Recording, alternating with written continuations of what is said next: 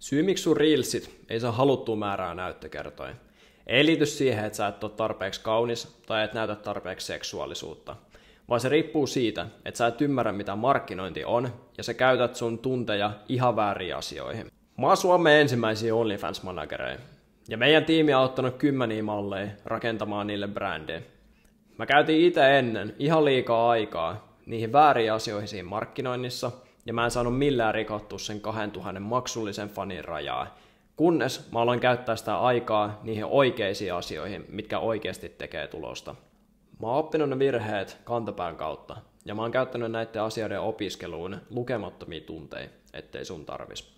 Mun mallien videot on ollut niin suosittuja, että luultavasti sun oma managerikin kopioi niitä. Video on tehty nyt sitä varten, että sä saat omat avaimet siihen sun menestykseen. Tässä videossa mä näytän sulle, miksi susta tuntuu, että vaikka sä postasit mitä tahansa, niin se ei silti saa haluttua määrää näyttökertoja. Mä kerron sulle myös, miksi tää pitää sut köyhänä, ja mä kerron sulle, miten sä voit alkaa tästä lähtien käyttää sitä aikaa niihin tärkeisiin asioihin, jotka muuttaa sun 7 sekunnin videon viraaleiksi hiteiksi, jotka tuottaa tuhansia euroja. Ensimmäinen vaihe on ymmärtää, mikä on niche ja mikä on brändäys. Niche on se, missä porukassa sut tunnetaan. Esimerkiksi isoperseinen nainen tai ujo tyttö. Brändi tarkoittaa sitä, että mikä sut erottaa niistä muista isoperseisistä naisista. Esimerkiksi sä voit olla isoperseinen nainen, ketä harrastaa nyrkkeilyä. Mä annan sulle esimerkin. Me kysyy joltain fossiililta nyt, että kuka on Sofia Rein, ja se ei osaa vastaa siihen kysymykseen, eikä yhdistää sitä kehenkään. Mutta sitten kun sä sanot, että se nainen, joka tienasi 44 miljoonaa OnlyFansista vuodessa, se tietää heti, kenestä sä puhut. Nyt sä ymmärrät alkeellisesti, mitä se niche ja brändäys tarkoittaa. Kun sä oot valinnut itselle sen nichen ja brändin, sun täytyy vielä keksiä videoideoita. Jos sä oot isoperseinen nyrkkeilijä, niin sun videoiden tulee olla tennikseen ja isoon perseeseen liittyviä. Seuraavaksi tärkein asia on ymmärtää, mitä se Reelsin täytyy sisältää. No tästä mä voisin nyt tehdä vaikka useamman tunnin pituisen videon, mutta kaikessa yksinkertaisuudessa on 2 tärkeintä asiaa. Huukki ja katseluaika. Ja anna mä perustelen miksi. Vaikka se sun loppuvideo olisi miten hyvä tahansa, mutta sä et saa sitä katsojaa pysäytettyä sen ekan sekunnin aikana, se swipeaa pois. Tässä on sun hyvä esimerkki nyt huukista. Hey daddy. What the fuck? Instagram seuraa tärkeimpänä nyt sitä katseluaikaa. Mitä kauemmin saat pidettyä sen katsojan siinä videossa, sitä useammalla silmällä sitä videoa näytetään. Se tarkoittaa, että jokaisen sekunnin täytyy olla mielenkiintoinen ja se asiakkaan täytyy odottaa koko ajan jännityksessä, että mitä siellä lopussa tulee tapahtumaan. Seuraavaksi sulla täytyy olla suunnitelma. Sä et voi joka päivä kopioida uutta trendaavaa tanssia, koska se ei ole tehokasta eikä vie sua mihinkään. Meillä on tapana valita 3-5 eri videoteemaa, mitkä me valitaan sen perusteella, että mikä sen mallin brändi on ja mitä hän tykkää itse kuvata.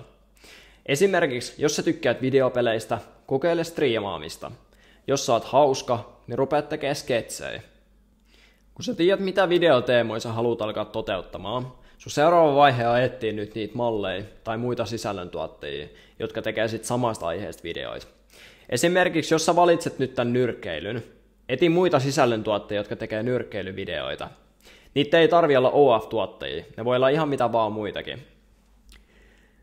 Kaikista parhaan kilpailuedun sä saat, kun sä kopioit 100 suosituimmasta videoista sen huukin ja implementoit ne sun omiin videoihin. Nyt sulla on inspiraatio niihin videoihin, mutta sä et voi lähteä kopioimaan niitä suoraan. Sun täytyy laittaa se oma twisti niihin videoihin, mikä liittyy siihen sun brändiin, koska sun videot ei tule saamaan sitä haluttua määrää näyttökertoja. Ja tämä tapahtuu sillä, että sä nyt käsikirjoitat sun videot, jotka puhuttelee sitä sun omaa kohdeyleisöä, mistä päästäänkin aasinsiltana siihen, että mikä se sun kohdeyleisö nyt sit on. Tähän on monta eri tekniikkaa selvittää, mutta kaikista yksinkertaisin, että sä alat käymään siellä sun OF:ssä kirjoittamassa asioita ylös niistä sun parhaista asiakkaista.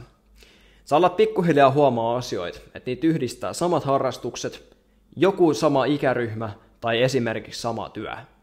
Viimeinen vaihe on kokeilu ja datan kerääminen. Mä suosittelen sua postaa 3 kertaa päivässä. Ihan vaan sen takia, että sä saat 3 kertaa nopeammin tuloksia, koska sä et tästä kohtaa tiedä vielä, mikä toimii ja mikä ei toimi. Tämä vaatii paljon työtä ja aikaa, ja on kaikista turhauttavin vaihe, koska sä voit mahdollisesti postaa viikkoja ilman mitään huomattavia tuloksia. Mutta noin 2 kuukauden kuluttua sä alat huomaa, mitkä videot toimii ja mitkä videot ei toimi. Tässä kohtaa sä karsit ne huonot videot pois ja laitat niiden tilalle uusia ideoita. Mutta sä jatkat normaalisti niiden videoiden tekemistä, mitkä on aiemmin toiminut. Tässä tuli nyt jonkin verran asiaa, mutta nämä ei ole mitään taikatemppuja. Jokainen menestynyt IG-tili käyttää tätä täysin samaa kaavaa. Jos sun markkinointi jumittaa ja sua kiinnostaa, miten me autetaan asiakkaita pääsemään siitä irti, niin laita mulle viestiä IG:ssä. Me pureudutaan sun sivuun ja koitetaan tehdä mahdollisimman räätälöity strategia, mikä kasvattaa just sun tiliä mahdollisimman nopeasti. Jos kiinnostuit, ota yhteyttä alla olevasta linkistä. Muussa tapauksessa mä toivotan sun hyvät päivänjatkot.